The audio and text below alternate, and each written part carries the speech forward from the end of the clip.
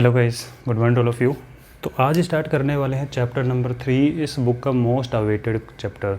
क्यों? क्योंकि आपको इतने दिन से वेट था। क्योंकि चैप्टर 4 में बार बार एक बार बोलता था बेटा अभी प्रैक्टिकली देख लो, इसको ज़्यादा डिटेल में हम चैप्टर 3 में पढ़ेंगे, इसको प्रैक्टिकल देखो चैप्टर 3 में पढ़ेंगे। आपको लग रहा होगा चैप्टर 3 में ऐसा है क्या? ठीक है, तो कुछ बच्चों को तो मैसेज भी आ गए थे, बोले कि सर चैप्टर 3 स्टार्ट कर दो चैप्टर 4 खत्म होते ही। ठीक है, तो चैप्टर 3 स्टार्ट करना भी था, इसलिए मैं बार बार आपको बोल रहा था। तो चैप्टर 3 से पढ़ रहे, मैंने कुछ पॉइंट लिखे हैं, आपको इनको कुछ नहीं लिखना है अभी। मैंने इसलिए लिखा है ताकि मुझे बीच में भूलना ये नहीं देखना पड़े कि इसके बाद में कोई टॉपिक मिस तो नहीं हो गया। इसलिए मैंने जो पॉइंट बताने वाला आज की क्लास में ऑलमोस्ट लिख लिया। अब डिटेल में समझेंगे इसको। क्या है बेटा? Understanding quadrilateral.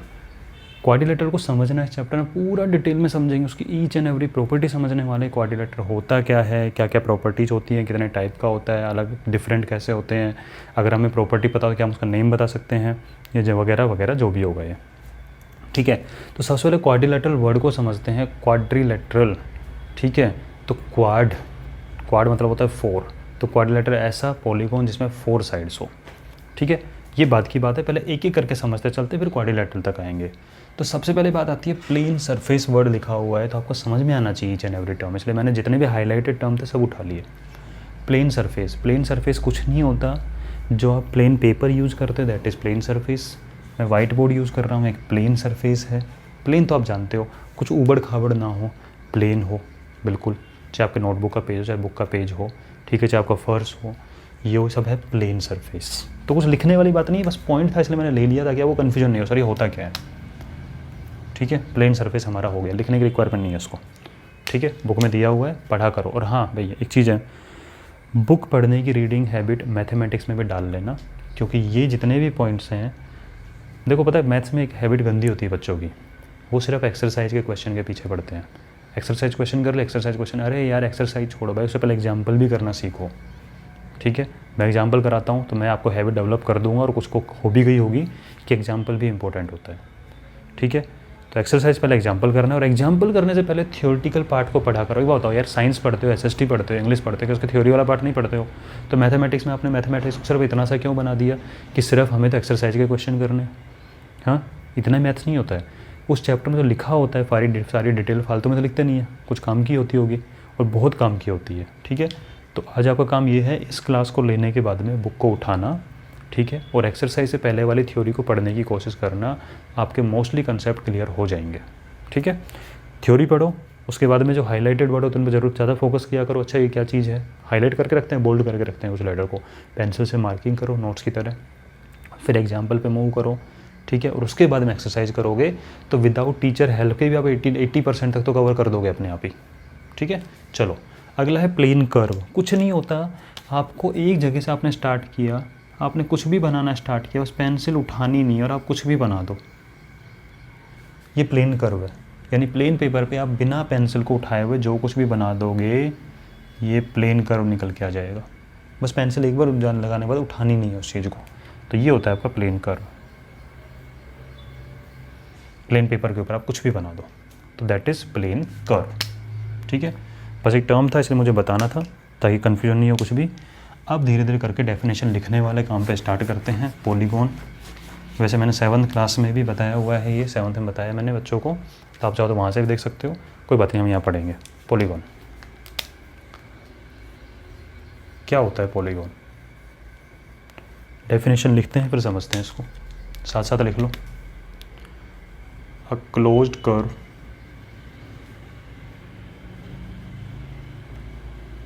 made up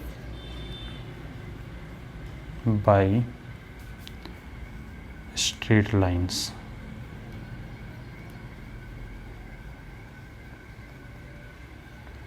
यानी आपको स्ट्रेट लाइन ही यूज करनी है और क्लोज कर्व बनाना है।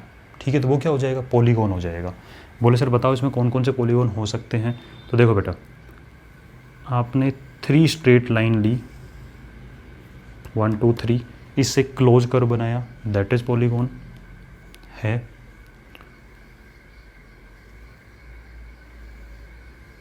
4 स्ट्रेट लाइन, 1 2 3 4 स्ट्रेट लाइन, इनको ज्वाइन किया, क्लोज कर्व बन गया, दैट इज पॉलीगॉन। ये स्ट्रेट लाइन लेके बना रहा हूँ मैं, स्ट्रेट लाइन्स हैं एंड क्लोज है, दैट इज पॉलीगॉन। ठीक है, स्ट्रेट लाइन तो है बट क्या ये क्लोज है? नहीं। बोले सर यहाँ पे तो जाने की जगह है, यहाँ से चले जाओ अंदर, तो this is not a polygon. इसी वे में बनाओ, ठीक है, क्योंकि डेफिनेशन लिखी हुई है क्या कि क्लोज होना भी ज़रूरी है। इसको मार्क कर लो, this must be close and made up by only straight lines. ठीक है, ऐसे ही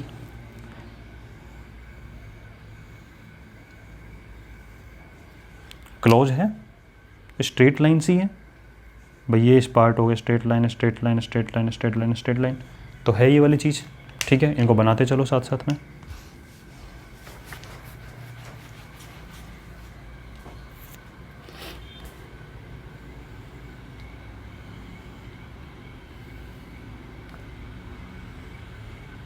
क्लोज है बट स्ट्रेट लाइन से बना हुआ है कि कंप्लीटली? बोले सर यहाँ तक तो स्ट्रेट है, ये वाली line, this line straight, this line straight, but ये कर्व हो गया, स्ट्रेट नहीं है। ठीक है, and because of this part this is not a polygon. Because definition में बेटा टू टर्म्स आ रही है। ठीक है, क्या कि क्लोज होना भी ज़रूरी है और साथ में ओनली स्ट्रेट लाइन से बनना चाहिए। ठीक है, और उसके अलावा कुछ नहीं, made up by straight lines only. Word add कर लो इसके अंदर डेफिनेशन में, क्लोज कर made up by straight lines only, तो this is not a polygon. ठीक है,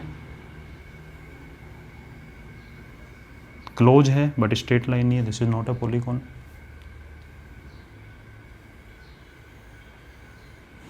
बोले स्ट्रेट लाइन लेकिन क्लोज नहीं है, this is not a polygon. तो बात समझ में आई पॉलीगॉन क्या होता है कि स्ट्रेट लाइंस होनी चाहिए सारी, ठीक है, एंड क्लोज होना चाहिए।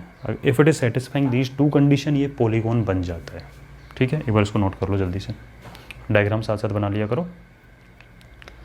हाँ जी, अब बात करते हैं सर, ठीक है स्ट्रेट लाइन तो है, लेकिन एक मन में क्वेश्चन है सर, मिनिमम कितनी स्ट्रेट लाइन ले बनाने के लिए? Minimum how many straight lines are required to make a polygon?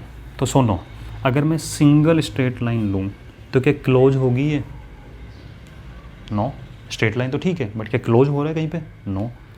अगर मैं टू स्ट्रेट लाइन ले लूँ तो बोला ठीक है स्ट्रेट लाइन तो है, लेकिन क्या क्लोज हो पाएगा?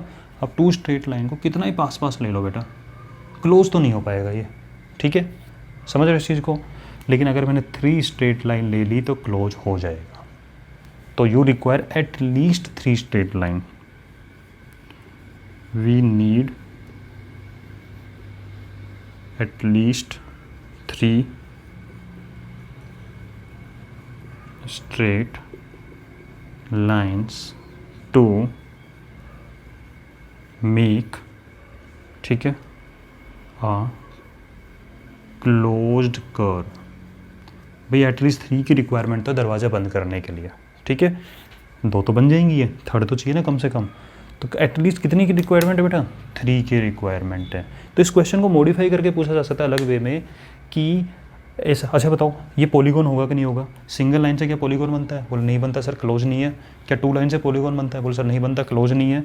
तो मिनिमम साइड कितनी रिक्वायरमेंट है? Three side required to make a polygon. तो इसको आप ऐसे भी लिख सकते हो कि minimum three sides are required to make a polygon. कि sir ji minimum three side की रिक्वायरमेंट है एक पॉलीगॉन बनाने के लिए, तभी बनेगा। ठीक है, तो इसको ऐसे पूछ सकते हैं कि what is the name of polygon having minimum number of side? तो बोले सर थ्री साइड से बनता है और उसका नेम क्या होता है? ट्राइंगल। क्या होता है इसका नेम? ट्राइंगल। ठीक है, तो name of polygon made up by minimum, हाँ, name of polygon having minimum number of sides, triangle. ठीक है, बोले सर इस थ्री साइड से कम में तो कुछ बन ही नहीं पाएगा पॉलीगॉन। तो मिनिमम कितनी रिक्वायरमेंट है? थ्री की रिक्वायरमेंट है पॉलीगॉन बनाने के लिए, क्लोज बनाने के लिए, एंड दैट इज ट्राइंगल। तो एक बार इसको नोट कर लो जल्दी से। ठीक है, डिनोट करो बेटा एक बार। बात समझ में आ रही है? कोई प्रॉब्लम नहीं यहाँ तक तो? ठीक है, ये तो ऑलरेडी आप 7th क्लास में पढ़ चुके होंगे।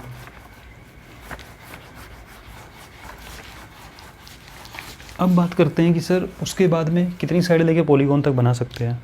तो देखो बेटा, अगर आपने थ्री साइड लेके बनाया ठीक है, तो कुछ आपको ऐसा दिखाई देगा और इसका नाम होता है ट्रायंगल।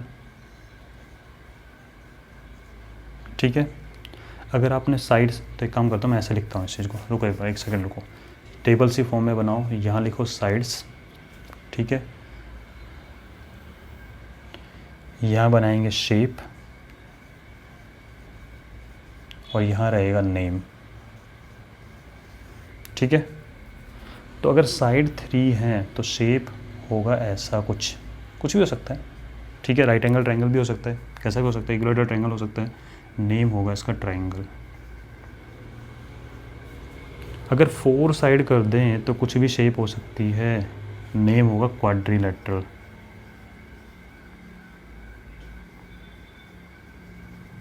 ठीक है, उसके बाद अगर 5 साइड हो जाए तो ऐसा शेप बनेगा, 5 साइड कुछ भी बना सकते, इसका नेम होगा पेंटागोन। अब ये पॉलीगोन जैसा दिखने लग गया, pentagon, polygon, hexagon, polygon, heptagon, polygon, octagon, polygon, nonagon, polygon, decagon, n-gon. ठीक है, पॉलीगोन लग रहा है ना यहाँ से। ठीक है, पॉलीगोन में GON यहाँ लग रहा है। और पॉली का मतलब क्या होता है,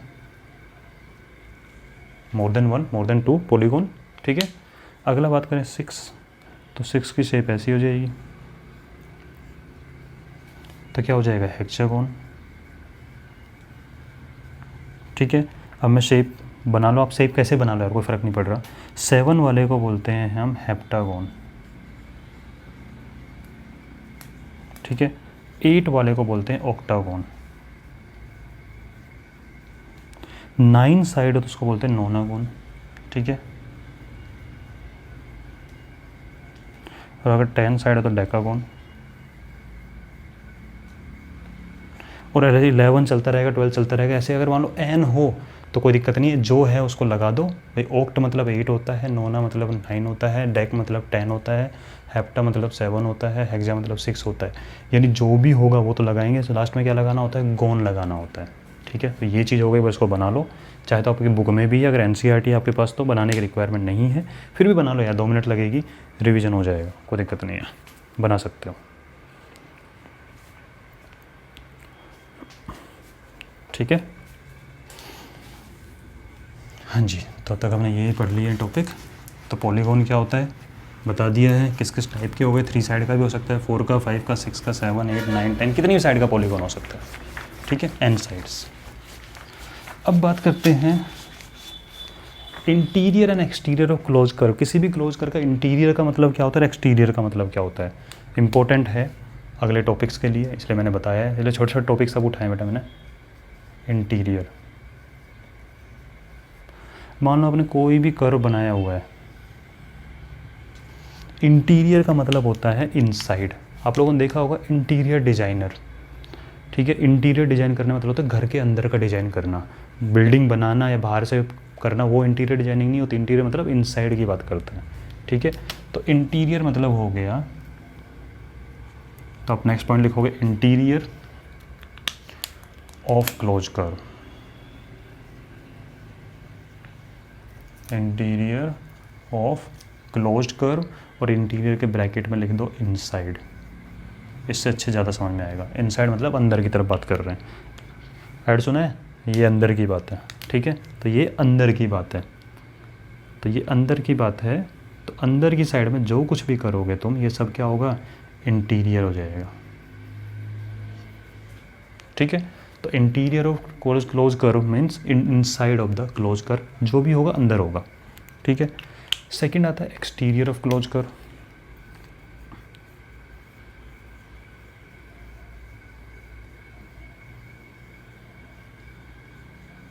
ठीक है, एक्सटीरियर मतलब होता है आउटसाइड, यानी बाहर की बात है सारी। ठीक है, तो आपने क्लोज कर्व बनाया। ठीक है, और इसका जो भी काम करना है वो कहाँ करना है, इसके बाहर करना है।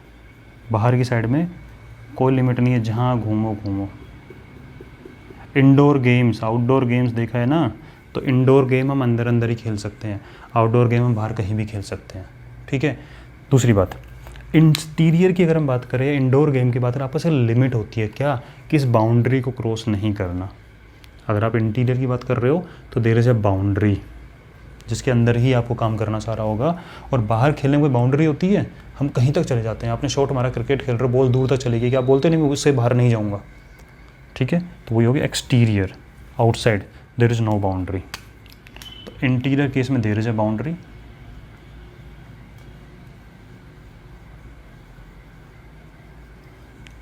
There is no boundary. क्यों? बोल बाउंड्री के बाहर से तो स्टार्ट हो रहा है, बाहर कितना भी घूमो क्या फ़र्क पड़ रहा है, सब एक्सटीरियर है, आउटसाइड है, तो देयर इज़ नो बाउंड्री। बात समझ में आई? इंटीरियर एक्सटीरियर का मतलब क्या है, ठीक है, इसको नोट कर लो। सिंपल सिंपल चीज़ें हैं बट काम की है। जैसे ऐड नहीं आता, टेढ़ा है पर मेरा है, मतलब सिंपल है बट काम का है, ठीक है। अगली बात होती है diagonal.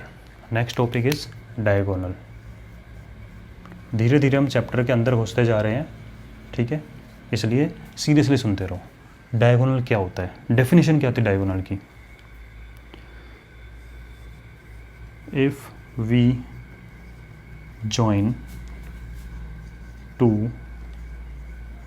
Non consecutive vertex of a polygon, तो हमें क्या मिलेगा, डायगोनल। कहो सर ये क्या लिख दिया, if we join two non consecutive vertex. Non consecutive का मतलब क्या होता है? अरे नॉन छोड़ो यार, पहले कंजिक्यूटिव का मतलब ही समझ लो। कंजिक्यूटिव का मतलब होता है कंटिन्यू, लगातार, ठीक है, जो चीज़ें कंटिन्यूटी में आती रहती है। तो नॉन कंजिक्यूटिव मतलब क्या होगा, जो नॉन कंटिन्यू होंगी, जो लगातार नहीं होंगी, ठीक है। तो कैसे? मैंने एक बनाया रेक्टेंगल, समझते हैं पहले इस चीज़ को।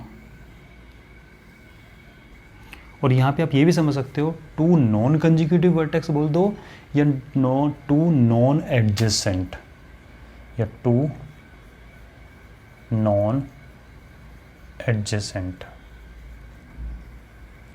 बोल सर अब ये क्या आ गया? तो एडजेसेंट का मतलब होता है बेटा पड़ोसी। तो नॉन एडजेसेंट पड़ोसी नहीं होना चाहिए, ठीक है। और किसी को ज्वाइन करेंगे, पड़ोसी से ज्वाइन नहीं करेंगे। कैसे? बोले देखो हमारे पास एक था ए बी, और इसको बहुत सिंपल तरीके से समझते हैं। एक बार के लिए भूल जाओ हम डायगोनल की बात कर रहे हैं, छोड़ो, इस डायग्राम फोकस करो।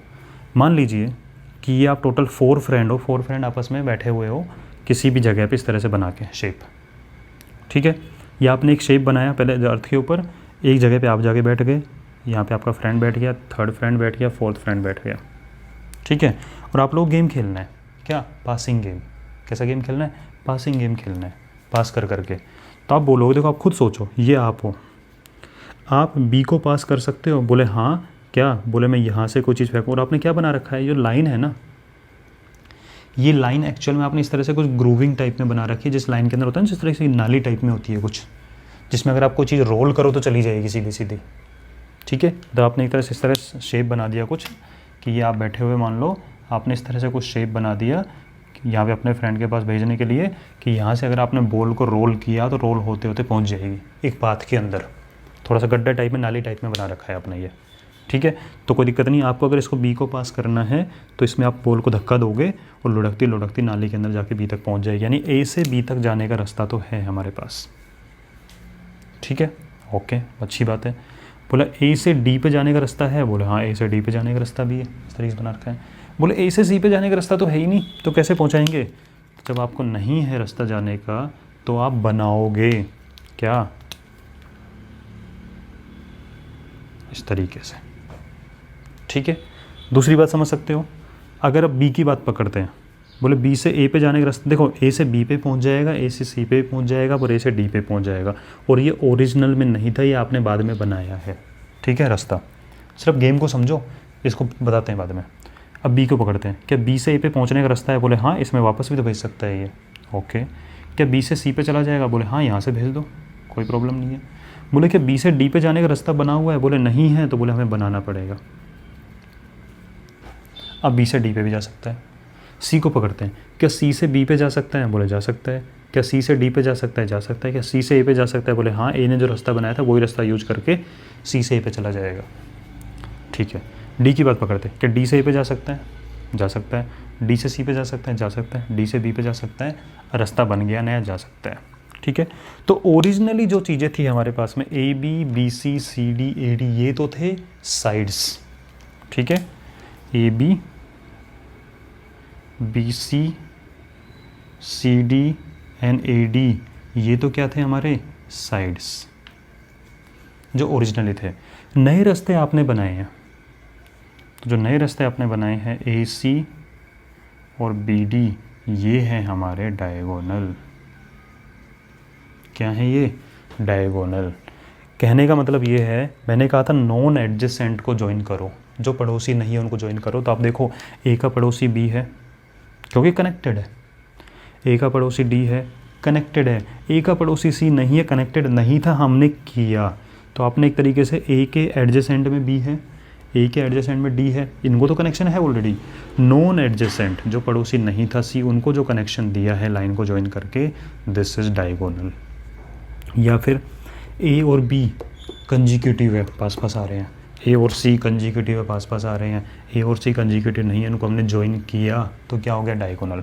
सिमिलरली बी की कंजिक्यूटिव में सी था, या बी का एडजेसेंट डी है, सी है, बी का एडजेसेंट ए है, लेकिन बी का एडजेसेंट डी नहीं है, इसका पड़ोसी नहीं है, तो जो हमने रास्ता दिया ज्वाइन किया, दिस इज डायगोनल। बात समझ में आ रही है? तो डायगोनल मतलब क्या है? नॉन कंजिक्यूटिव, नॉन एडजेसेंट, जो पड़ोसी नहीं है उसको ज्वाइन करने का जो रास्ता बनाते हैं नया, वो बनता है डायगोनल। ठीक है, इसको सुनो, समझो आराम से।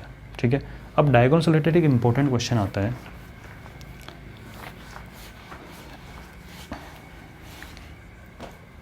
क्वेश्चन देखना, how many diagonals a triangle have. मैं आपको दे रहा हूँ टाइम 30 सेकेंड का, जल्दी आंसर दो। How many diagonals a triangle have. Triangle के कितने डायगोनल होते हैं? How many diagonals a triangle have. सोच लिया? बोले सर डायग्राम बना के देखते हैं ज़रा एक बार। A B C, 3 friend game खेल रहे हैं। बोले ए से बी पे जाने का रास्ता है, ये आप हो तो आप बी पे भेज सकते हो, आप सी पे भेज सकते हो, कोई प्रॉब्लम नहीं है। तो और कोई तो है नहीं। बी वाला भी ए पे भी भेज सकता है और सी पे भेज सकता है, सी वाला ए पे भेज सकता है, बी पे भेज सकता है। क्या कुछ और कनेक्शन की रिक्वायरमेंट पड़ी है आपको? भाई आप यहाँ आपके 2 फ्रेंड यहाँ, दोनों को पास कर सकते हो, ये है इसके दोनों फ्रेंड को पास कर सकता है, ये दोनों को पास कर सकता है, ये वाली चीज़, यानी किसी और लाइन की रिक्वायरमेंट नहीं है। दूसरी चीज़, ए का पड़ोसी बी है क्योंकि कनेक्टेड है, ए का पड़ोसी सी है, कनेक्टेड है। कोई ऐसा और बचा हुआ है टी ई एफ टाइप में कुछ दिख रहा है आपको जो कनेक्टेड नहीं है? बोले सर ऐसा कोई नहीं है। इसका मतलब आपको किसी और कनेक्शन की रिक्वायरमेंट नहीं है। नॉन एडजेसेंट कुछ है ही नहीं, सब एडजेसेंट है एक दूसरे के। ए के साथ बी और सी है, बी के साथ ए और सी है, सी के साथ ए और बी है। इसका मतलब इस केस में कितने डायगोनल होते हैं? नो डायगोनल, कोई डायगोनल नहीं होता, 0। ठीक है, बात करें क्वाड्रिलेटरल के केस में। बोले सर अभी तो बनाया था कि ये क्वाड्रिलेटरल है, ए बी सी डी। बोले सर एक तो ए बी डायगोनल निकला और एक बी डी डायगोनल निकला, कितने डायगोनल होते हैं? 2। ठीक है, इनको बनाओ। पेंटागन की बात करते हैं।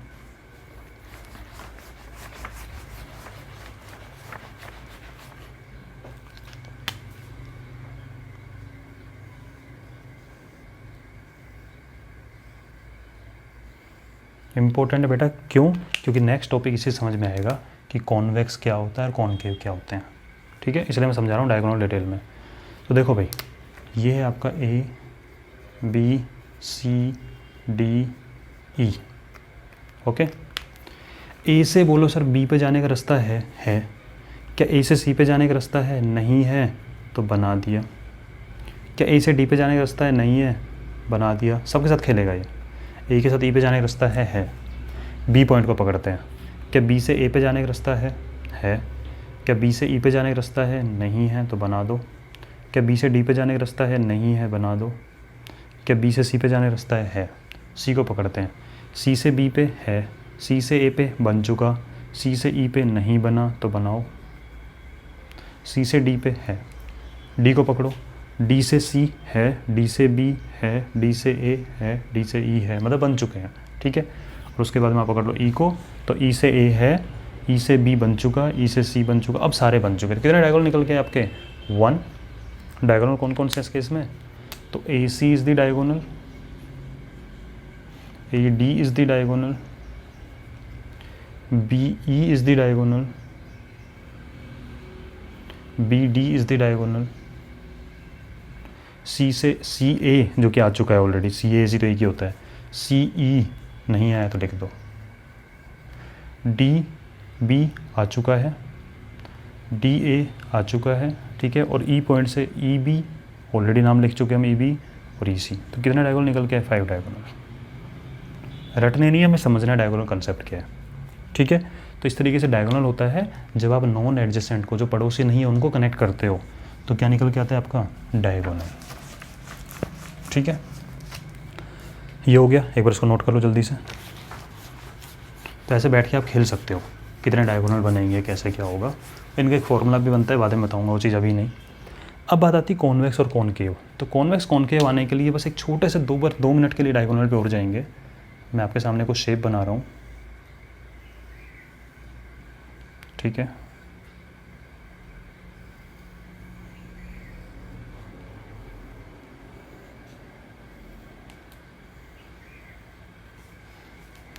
ओके, नेक्स्ट शेप इज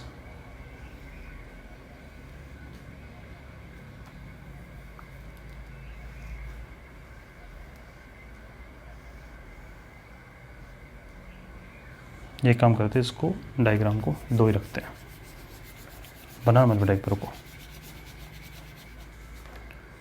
एक ये बना लेते हैं और एक ये बना लेते हैं, ठीक है। एक डायग्राम ये हो गया, हाँ जी।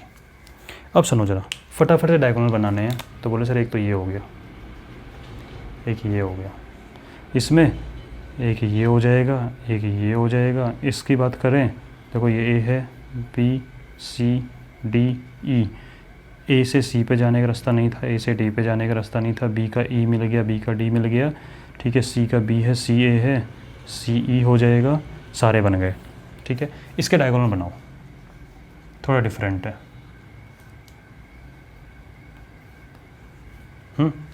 देखो ए को पकड़ो, ए से बी पे जाने का रास्ता है। ए से सी पे जाने का है, नहीं है, बनाया। ए से डी पे जाने का, किसी से चला जाएगा यहाँ से, ए ई का हो जाएगा। क्या आपको एक डायगोनल बी से डी का ये नज़र आ रहा है? बोलो और सब तो ठीक है, जब बी से डी पे जाने का रास्ता नहीं हो तो हम ये डायगोनल बनाएंगे कि नहीं बनाएंगे? बनाएंगे। तो आपको कुछ डिफरेंट नज़र आया? देखो अंदर बनेंगे बेटा, वो ठीक है, मुझे मेन काम है इसका कि बी से डी को ज्वाइन करने पे जो बन रहा है डायगोनल वो ऐसा बनेगा। तो यहाँ आपने एक चीज़ पे ध्यान दिया कि ऐसे शेप होती है जिसमें डायगोनल सिर्फ अंदर होते हैं, सिर्फ इनसाइड है, डायगोनल बाहर नहीं निकला। और कुछ शेप ऐसी भी होती है जिनमें कोई भी एक डायगोनल या 2 डायगोनल या 3 डायगोनल बाहर आ सकता है, ठीक है। तो क्या केसेस बने कि डायगोनल सारे अंदर ही हों या कोई भी एक डायगोनल बाहर आ जाए, ठीक है। तो जिस केस में डायगोनल सारे अंदर होते हैं, इनको तो बोलते हैं कॉन्वेक्स पॉलीगॉन, मतलब all diagonals are interior of polygon. यानी जितने भी डायगोनल बनेंगे सब के सब कहाँ होंगे? इंटीरियर होंगे, इनसाइड होंगे, ठीक है। इसको बोलते हैं कॉन्वेक्स पॉलीगॉन। और नेक्स्ट है कॉनकेव पॉलीगॉन।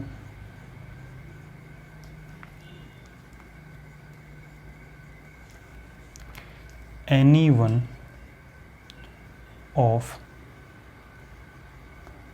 डायगोनल इज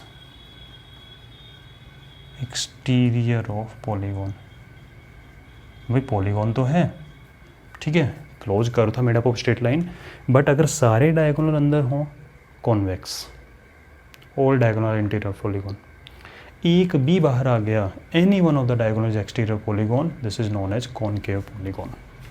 बात समझ में आ रही है कि what do you mean by convex polygon and what do you mean by concave polygon, ठीक है। और हमारे जब जो चैप्टर है ये हमारी लिमिटेशन है जो हम पढ़ने वाले हैं, हमारा पूरा फोकस होगा कॉन्वेक्स पे, यानी हमारे ऐसे ही टाइप के क्वेश्चन होंगे जिसमें सारे डायगोनल कहाँ बनेंगे, अंदर बनेंगे, बाहर वाले को हम नहीं पढ़ने वाले हैं, लेकिन पता होना चाहिए कॉनकेव क्या होता है, ठीक है। तो कॉनकेव में एक भी डायगोनल बाहर चला गया कॉनकेव हो गया। तो आज की क्लास को यहीं स्टॉप करते हैं, बाकी टॉपिक को कल कंटिन्यू करेंगे, ठीक है ना। तो अभी कोई डाउट है आज की क्लास में इसको पूछ लो अच्छे से, ठीक है। मैं बिल्कुल अवेलेबल हूँ चैट पे आपके पास में, आपको कोई भी डाउट आप पूछ सकते हो बेटा, ठीक है। चलो तो मिलते हैं नेक्स्ट क्लास में, ठीक है। ओके बेटा, बाय।